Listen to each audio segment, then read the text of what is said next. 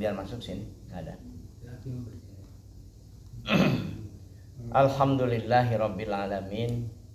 Shalatu wassalamu ala asyrafil anbiya wal mursalin Sayyidina wa maulana Muhammadin wa ala alihi wa sahbihi ajma'in. Amma ba'd. Jamaah subuh yang Allah muliakan, alhamdulillah kita bersyukur pada Allah Subhanahu wa taala. Allah berkenan untuk mempertemukan kita kembali di aktivitas salat subuh berjamaah. Mudah-mudahan bisa kita jaga, bisa kita tunaikan sampai akhir hayat kita. Alhamdulillah. Alhamdulillah. Kita masih ada di bulan Rabiul Awal akhir nih kalau salah. Kita muncul akhir. Jadi ini minggu terakhir. Tadinya saya sudah selesai di kemarin, tapi ternyata masih bulan Rabiul Awal. Memanfaatkan momentum Rabiul Awal, kita akan ngaji dalam upaya untuk lebih mengenal, memahami junjungan kita bersama Muhammad Sallallahu Alaihi Wasallam. Dan kemarin saya ditanya orang yang menunjukkan video, Pak Ustadz, nah di Saudi mah ditewakan muludan teh. Ini videonya yang menggelar muludan ditewakan. Dan itu betul, itu video itu saya tonton. Tapi muntalapat mah eta video teh kalau nggak salah 6, 7, 8 tahun yang lalu.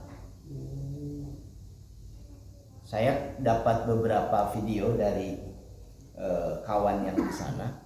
Di beberapa tempat ada semacam kajian yang khusus digelar, bahkan ada perayaan yang juga khusus digelar untuk merayakan Maulid Nabi SAW. Bahkan ada tradisi yang dilakukan. Walaupun video itu tidak selalu dari Saudi wilayah Madinah bagian utara kalau tidak salah, dari beberapa wilayah di luar wilayah-wilayah ramai seperti Makkah, dekat sekitaran Masjidil Haram dan sebagainya. Sekarang pemerintah Saudi itu lebih longgar, Bapak-bapak yang Allah muliakan, lebih longgar. Jangankan Maulid Nabi, Valentine saja dirayakan di sana. Bahkan dirayakan juga apa tuh yang hari juri gitu, Halloween dan sebagainya. Tidak diapa-apakan. Konser juga tiap akhir pekan itu dilakukan, terutama di wilayah Riyadh dan lain sebagainya. Lebih lebih longgar, bahkan sangat longgar untuk hal-hal seperti itu, dalam upaya mereka menghidupkan situs-situs budaya dan lain sebagainya. Saya bahkan kemarin ketika pulang haji itu sempat pulang ke Asia Tenggara, ke Thailand, ke Bangkok, dari bandara yang relatif paling baru di Saudi, Bandara Al-Ula di Madinah Utara, di wilayah yang dulu oleh Nabi bahkan dilarang itu dijadikan tempat berkunjung, karena di situ tempat di mana kaum Nabi Saleh dilaknat oleh Allah Subhanahu wa taala. Sekarang sudah ada bandara, sudah ada hotel-hotel dan lain sebagainya. Jadi ini info saja bahwa pemerintah Saudi untuk urusan begitu sekarang tidak terlalu ketat dan lain sebagainya. Bahkan beberapa lembaga institusi yang tadinya termasuk yang mengawasi aktivitas seperti itu dibubarkan. Dulu itu sampai dengan 2018 kalau saya tidak salah, ada institusi polisi syariah Mutawwi'in itu yang keliling setiap hari itu, terutama untuk memeriksa adakah penduduk Saudi, warga Saudi yang ketika waktu sholat berkeliaran. Itu bisa dipukuli pakai rotan itu dulu dan sebagainya. Adakah yang bukan mahram misalkan berduaan dan lain sebagainya. Sekarang institusinya dibubarkan. Jadi tidak ada lagi yang kemudian mengawasi hal seperti itu. Karena itu saya kemudian memberikan judul ini, tantangan umat Nabi Sallallahu Alaihi Wasallam di akhir zaman. Ini bagian akhir ngaji kita tentang Nabi Sallallahu Alaihi Wasallam di bulan Rabiul Awal ini. Jamaah subuh yang Allah muliakan, salah satu yang sangat kontras dengan apa yang disampaikan dalam ngaji kita tentang apa yang ingin disain oleh Nabi Sallallahu Alaihi Wasallam pada umatnya di akhir zaman ini sangat banyak fitnah. Ini bisa ratusan hadis kalau saya sampaikan, ruang dan waktunya cukup. Sangat banyak fitnah hidup di akhir zaman. Saya kutipkan Quran surat Al-Maidah ayat 105 yang nanti jadi sabab nuzul hadis dan penjelasan kita. A'udzubillahi minasyaitonirrajim. Ya ayyuhalladzina amanu alaikum anfusakum la yadurrukum man dhalla idza tadaitum ilallahi marji'ukum jami'an fayunabbi'ukum bima kuntum ta'malun. Ayat ini memberikan penjelasan, wahai orang-orang yang beriman, alaikum anfusakum, jaga diri kalian masing-masing. Karena orang-orang yang sesat tidak akan membahayakan kalian jika kalian telah mendapatkan hidayah. Hanya kepada Allah kalian semua akan dikembalikan. Kemudian Allah akan menjelaskan kepada kalian apa yang telah kalian kerjakan. Dari Abu Umayyah Asy-Sya'bani radhiyallahu an, dia berkata, aku pernah mendatangi Abu Sa'labah, sahabat Nabi ini yang relatif sering bertemu dengan Nabi, dan bertanya kepada dia, bagaimana pendapatmu tentang ayat yang tadi, surat Al-Maidah ayat 105. Dan kemudian kubacakan ayat tadi, ya ayyuhalladzina amanu alaikum anfusakum ila akhiril ayat. Jawaban dari Abu Sa'labah adalah, demi Allah, engkau telah menanyakannya kepada orang yang ahli tentang ayat itu. Kenapa beliau memberikan pernyataan demikian? Karena aku pernah menanyakan makna ayat itu kepada Rasulullah SAW dan beliau kemudian memberikan jawaban. Balik tamiru bil ma'rufi wa tanahaw 'anil munkar hatta idza ra'aita syuhan muta'an wa hawan muttaba'an wa dunya mu'faratan wa ijaba kulli dhi ra'yin bi ra'yihi fa'alaika bi khasati nafsik wa da'ul awwam fa inna min waraikum ayyamas sabr fihinna mithlul qabdi alal jamri lil amili fihinna mithlu ajri khamsina rajulan ya'maluna mithlu amalikum. Jadi jawaban Nabi yang kemudian menjadi dasar kita menyebutkan sangat banyak fitnah yang terjadi. Dari ayat itu Nabi memberikan penegasan, teruslah kalian melakukan amar ma'ruf nahi mungkar sesuai dengan kapasitas kita masing-masing, sehingga kalian nanti akan menyaksikan kekikiran yang ditaati. Demikian individualistiknya dalam penjelasan tafsir hadis ini, bukan tafsir ayat, tafsir hadis ini. Jadi yang dimaksud dengan kekikiran yang ditaati itu, orang demikian mementingkan urusannya sendiri sampai tidak peduli apakah orang di sekitarnya kelaparan, menderita, dan lain sebagainya. Kemudian hawa nafsu diperturutkan, kesenangan dunia diutamakan, serta orang-orang terpukau dengan berbagai pendapat yang dikeluarkannya. Hendaknya pada kondisi seperti itu kalian hanya bergaul dengan orang-orang yang seperti kalian dan jauhi orang-orang awam. Sebab setelah zamanmu itu akan datang satu zaman yang penuh cobaan, di mana orang yang memegang agamanya seperti menggenggam bara api, mithlul qabdi alal jamri.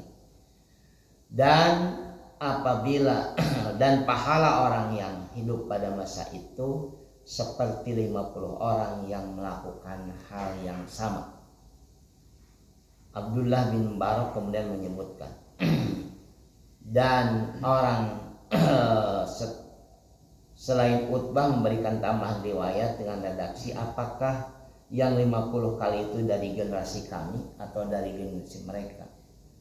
Rasulullah menjawab seperti mereka. Maksudnya nanti ada orang yang demikian luar biasa hidup di tengah-tengah fitnah, yang kalau orang bisa bertahan dari fitnah yang luar biasa seperti dijelaskan tadi, individualistik, konsumerisme, apalagi ya kalau sekarang mungkin ditambahkan istilahnya oligarki dan lain sebagainya. Kalau orang bisa bertahan tetap melakukan kebaikan dalam kondisi seperti itu, kata Nabi, pahala orang itu 50 kali pahala dari yang melakukan hal yang sama. Jadi sahabat bertanya, yang sama pada masa ini atau pada masa itu? Pada masa ini. Yang dimaksud setara dengan 50 sahabat Nabi melakukan amal saleh pada masa ini. Saking luar biasa. Saya kutipkan hadis lain.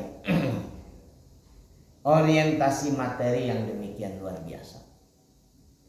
Rasul SAW menyebutkan fitnah yang sangat besar terjadi pada masa di akhir zaman itu. Fawallahi mal faqra ahsya alaikum walakinni ahsya an tubsatu alaikumud dunya kama busitat ala man kana qablakum fatanafasuha kama tanafasuha wa tuhlikakum kama ahlakathum. Demi Allah, kata Nabi SAW, bukan kemiskinan yang kukhawatirkan terjadi pada kalian. Kalau dipersentasekan, Bapak-bapak yang Allah muliakan, 90% sahabat Nabi itu miskin. Tapi mereka justru bisa mengubah kondisi kemiskinan mereka menjadi memukau dunia, karena dalam waktu kurang lebih 20 sampai 30 tahun, kalau menggunakan periode Umar bin Khattab kurang lebih sekitar 35 tahun, Islam itu masuk ke Eropa dan mengubah peradaban dunia. Masuk ke Eropa pada masa Umar bin Khattab. Ada cerita tentang Selat Gibraltar. Itu pada masa Umar bin Khattab, pasukan itu dikirim dan sebagainya. Masuk ke Eropa dan sebagainya. Jadi hanya dalam waktu 35 tahun berhasil berkontribusi menyumbang peradaban dunia menjadi jauh lebih baik. Padahal itu orang-orang yang mayoritas miskin. Dan kata Nabi, enggak khawatir aku dengan kemiskinan menimpa kalian. Yang kukhawatirkan justru, kalau menggunakan pendekatan kebahasaan, yang paling aku khawatirkan justru adalah dibukanya kemakmuran dunia, seperti yang pernah diberikan pada umat sebelum kalian. Jadi umat-umat masa lalu, yang dimaksud Nabi itu terutama adalah Parsi dan Romawi. Itu pernah demikian makmur, berkuasa. Yang terjadi kemudian adalah mereka runtuh. Mereka berlomba-lomba mengumpulkan dunia, dan kalian juga berlomba-lomba seperti mereka. Akhirnya dunia menyebabkan mereka binasa, seperti kalian juga nanti akan binasa. Jadi ternyata Nabi sangat khawatir bukan dengan kemiskinan, terutama di akhir zaman ini, tapi dengan demikian berlimpahnya materi pada kita. Bapak-bapak yang Allah muliakan, andai kata bapak-bapak membaca redaksi tentang hadis-hadis pada yang sering dibaca tentang pahala perbuatan baik, itu nanti akan ketemu dengan redaksi yang menyebutkan pahala perbuatan baik atau kemudian nanti orang masuk surga itu digunakan redaksi dalam bahasa Arab itu alfun, alaf, ribuan. beribu-ribu. Kenapa ribuan? Pada masa itu tidak pernah dikenal istilah yang sekarang disebut miliun. Itu muarobah. Muarobah itu bukan bahasa Arab. Jadi diserap dari bahasa asing ke dalam bahasa Arab. Maknanya kan jutaan. Orang Arab pada masa Nabi sampai masa tabi'in itu tidak mengenal redaksi jutaan. Jadi yang ada tuh ribuan. Karena itu nanti paling banyak, salah satunya misalkan akan masuk surga 70.000 umatku yang tidak bertatayur. Tidak bertatayur itu tidak percaya pada jimat, tidak minta tolong pada selain Allah. 70.000. Mungkin kalau sudah dikenal redaksi juta, 70 juta. Karena tidak ada, artinya banyak sekali dan sebagainya. Sekarang Arab sekarang itu bukan cuma miliun, bahkan mengenal apa yang kita sebut dengan miliar, triliun dan lain sebagainya. Dulu di Indonesia kalau ada orang punya uang 1 juta saja itu sudah kaya, sehingga disebutnya jutawan. Orang kaya itu punya uang jutaan. Sekarang punya uang jutaan biasa, asup sekolah kayaknya puluhan juta, bayar kuliah itu bisa puluhan juta, sampai ngutang luar biasa dan sebagainya. Sekarang kan sudah triliunan dan lain sebagainya. Jadi ini menunjukkan bahwa pada akhir zaman betapa luar biasanya penguasaan terhadap sumber daya finansial, sehingga jumlahnya menjadi demikian fantastis. Orang kaya di Bandung yang disebut Crazy Rich, orang soreang, kemarin itu diputuskan hartanya disita dan dikembalikan kepada negara, sebagian akan dilelang. Itu jumlahnya kemarin ketika disebutkan oleh pengadilan, jumlah uangnya saja yang disita oleh negara itu hampir 8 miliar. Jumlah mobilnya itu kemarin 11, dari mobil Lamborghini sampai kemudian mobil-mobil yang mungkin saya mimpi saja mungkin tidak bisa memilikinya. Kemudian motor dan sebagainya yang dihitung-hitung lebih dari 50 miliar jumlah kendaraan, belum rumah dan lain sebagainya. Itu baru orang soreang saja, Pak. Yang orang kaya ternyata dia jadi crazy rich karena di endorse oleh judi online dan lain sebagainya. Ini yang sekali lagi saya ingin sebutkan, fitnah besar pada akhir zaman, pada umat Nabi, pada kita adalah demikian luar biasanya orientasi dunia, karena terbuka luar biasa. Kita semua kan punya keinginan untuk kaya. Mudah-mudahan tidak menghalalkan semua cara untuk kaya. Banyak di antara kita juga yang punya impian untuk jadi penguasa. Mudah-mudahan tidak menghalalkan cara untuk berkuasa. Karena ternyata sekarang untuk kaya, untuk berkuasa, orang bisa melakukan keburukan yang demikian vulgar. Dalam hadis yang lain Nabi menyebutkan, layatina 'alan nasi zamanun la yubali almar'u bima akhadal mala amin halal amin haram. Dalam hadis yang lain Nabi menyebutkan, sesungguhnya nanti akan datang satu zaman, pada zaman itu manusia tidak lagi peduli pokoknya memenang duit, apakah caranya halal atau haram. Kan itu teh sekarang. Sering lah saya mungkin 20-an tahun sering mendengar aya nama Pak Ustad rek duit juri, duit siluman, ini penting mah duit. Jadi ternyata aya duit juri, duit siluman. Yang penting mah ayeuna sampai gitu orang menyebutkan. Rek duit juri, duit. Bahkan beberapa orang sering menyampaikan ayeuna mah jangankan yang halal, yang haram ge hese. Saking sulitnya mungkin ya untuk mencari rezeki yang halal sampai menyebutkan seperti itu. Jangankan yang halal, haram ge hese. Kalau tahu hese ya cukup kan dengan yang halal. Cuma yang halal. Dan peluang untuk jadi haram rezeki kita itu luar biasa. Sangat luar biasa. Ini fitnah besar, tantangan besar yang sedang terjadi pada kita, sehingga wajar kalau Nabi menyebutkan, nanti saya ulang lagi dalam riwayat yang lain, pahala orang yang bisa bertahan berbuat baik pada zaman itu setara dengan pahala 50 orang sahabat Nabi. Saking luar biasanya. Dalam riwayat yang berbeda, Nabi Shallallahu Alaihi Wasallam menyebutkan, fa inna min waraikum ayamas sabr fihinna mithlul qabdi alal jamri lil amili fihinna mithlu ajri khamsina rajulan ya'maluna mithla amalikum. Ini kan apresiasi yang luar biasa pada umat Nabi yang nanti hidup di akhir zaman. Sesungguhnya di belakang kalian nanti ada hari-hari di mana bersabar pada waktu itu seperti memegang bara api. Qabid alal jamri. Ini perumpamaan yang luar biasa ya. Memegang bara api. Panas membakar, dilepaskan juga akan membakar yang objek di sekitarnya. Orang yang beramal di waktu tersebut dengan aktivitas amar ma'ruf nahi munkar seperti pahala 50 orang yang beramal mithla amalikum, seperti kalian. Dan Nabi menunjuk kepada para sahabat itu. Sehingga sempat sahabat bertanya, pahala 50 orang dari kami atau dari mereka? Dari kalian. Bayangkan coba, beramal dengan pahala seperti 50 sahabat beramal. Ini luar biasa.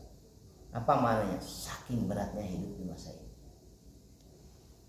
Jadi kalau mendengar hal-hal yang demikian buruk pada masa ini, nampaknya sudah melanda di semua tempat, di semua profesi, di semua kalangan.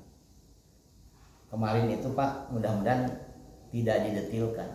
Kemarin itu ada satu pesantren di Bekasi sampai digeruduk massa dan sebagainya karena ustadznya, kiainya dituduh mencabuli sekian belas santri. Dan tuduhan seperti itu Pak, bagi saya kalau pakai bahasa Sunda yang nggak nyaman, asa ditonjok angan. Oh, ya. Karena kalau sudah begitu tuh jadi panjang lebar orang, seolah-olah wah gitu ini mau pesantren teh. Padahal 1% saja enggak tuh, 1% saja enggak. Jumlah santri yang terdata di Kementerian Agama, karena sekarang semua pesantren itu terbagi menjadi beberapa kelompok, ada 3 kelompok lah. Ada pesantren yang terdata di Kemenak, diberikanlah kemudian nomor registrasi dan sebagainya. Salah satunya untuk pendataan jumlah santrinya apa, kemudian kitab apa yang diajarkan, masuk kategori pesantren apa pesantren tahfidz Quran, pesantren salaf, pesantren modern dan sebagainya. Jumlah santri yang terdata dalam register Depag itu jumlah santri 3 juta, bukan sedikit, 3 juta. Saya nggak tahu jumlah pengurus pesantrennya, karena pengurus pesantren juga didata, lulusan mana, ijazahnya, kemudian apa kompetensinya, relatif bagus dengan pendataan itu dan sebagainya. Sehingga nanti salah satunya adalah dengan dicabutnya register itu untuk teguran dan lain sebagainya. Kurang lebih 3 juta santri yang dianggap berkasus. Ini tahun 2023 yang dianggap berkasus oleh Kemenak di Jawa Barat itu nggak sampai 1% Pak dari jumlah pesantren yang terdata di Kemenak. Tapi berita tentang ajengan ustadz, kiai yang mencabuli santri itu bisa demikian di blow up luar biasa, seolah-olah sangat besar, sangat banyak. Saya mungkin pernah cerita di sini. Saya naik bis dari Purwakarta ke sini. Di depan saya itu ada 2 ibu-ibu sudah duduk di situ. Saat itu ada kasus apa ya? Jadi duduk jalan, kemudian si ibu itu sambil baca berita di HP-nya ngobrol sama kawannya. Ih, untung orang budak di pesantren kan. Nya sia diperkosa Pak Ustaz. Ini luar biasa. Kalau dijelaskan panjang Pak dalam ngaji kita, itu ada 3 fitnah besar yang terjadi. Paling besar itu 3 fitnah. Yang pertama adalah fitnah harta yang demikian luar biasa terbuka. Mayoritas umat Islam ini kan menjadi pemburu harta. Karena itu kan sering disebut dengan pemburu rupiah dan sebagainya. Kita berburu harta dengan berbagai aktivitas dan sebagainya. Dan gak apa-apa, karena itu menjadi bagian yang manusiawi pada kita. Yang kedua, fitnah besar itu adalah kekuasaan. Ini ada kitab bagus di sini Pak. Al-Mawardi. Ini kitab tentang etika jadi penguasa. Ahkamus Sultaniyah. Dulu saya mungkin 20 tahun lalu tuh ngaji kitab itu di kampus itu. Ahkamus Sultaniyah, bagaimana etika jadi penguasa. Seperti apa syaratnya menjadi penguasa itu, apa yang harus dilakukan, ada etikanya. Ahkamus Sultaniyah. Ini yang pantas jadi penguasa itu begini sebagainya. Disusun, beliau itu dulu penasihat pada masa kehilafan Abbasiyah, pada masa kejayaan dinasti Islam Abbasiyah. Beliau itu penasihat kerajaan dan lain sebagainya. Yang ketiga, fitnah besar di kalangan umat Islam itu adalah fitnatun nisa, fitnah perempuan. Ini yang luar biasa. Saya baru menjelaskan tentang harta yang demikian terbuka dan lain sebagainya. Ini yang terakhir yang saya sampaikan. Saya balik lagi ke yang awal tadi. Apa yang harus dilakukan dalam kondisi seperti ini? Kurang lebih, kalau melihat ayat yang tadi, jaga hidayah Allah yang sudah kita dapatkan. Karena kalau hidayah Allah kita jaga, siapapun orangnya, kondisi apapun yang terjadi di sekitar kita, tidak akan menjadikan kita madarat, tidak akan menjadikan kita terperosok ke dalam kemaksiatan kalau hidayah Allah itu sudah kita miliki. Dan cara menjaganya 3 hal. Yang pertama adalah tetap beraktivitas kebaikan. Bergaulah dengan orang-orang yang istilah sekarang itu satu frekuensi.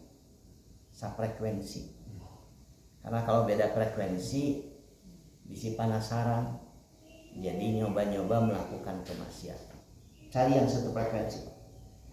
Yang satu frekuensi saja kadang-kadang bisa banyak masalah, apalagi yang berbeda frekuensi.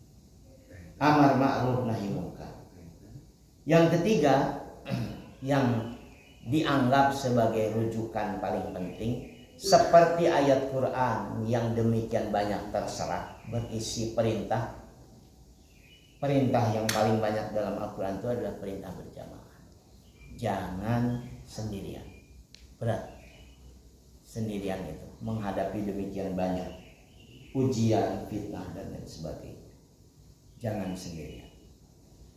Mudah-mudahan semangat ini bisa kita miliki, walaupun makin ke depan ya kehidupan bukan makin ringan, tapi makin berat. Saya mau menyampaikan sedikit sebelum menutup. Di Purwakarta itu ada pabrik paling besar, industri yang menyerap tenaga kerja paling banyak se-Purwakarta, namanya PT Indorama. Kerjanya mungkin ya hampir 20 ribuan. Sekarang tinggal 1/4-nya yang bekerja, itu pun sudah setengah pekerjaannya. Setengahnya sudah di PHK, 1/4-nya lagi dirumahkan. Termasuk ada 3 santri saya yang kerja di sana. Nah sini jadi ke masjid lain di PHK Pak. Jadi rajin ke masjid alhamdulillah. Asalnya juga di sananya rajin ya. Jadi pengurus masjid. Sekarang jadi tuh Jumatan kita ya Pak gitu. Berat Pak. Ternyata dari info itu di Purwakarta tuh 14 industri yang tutup.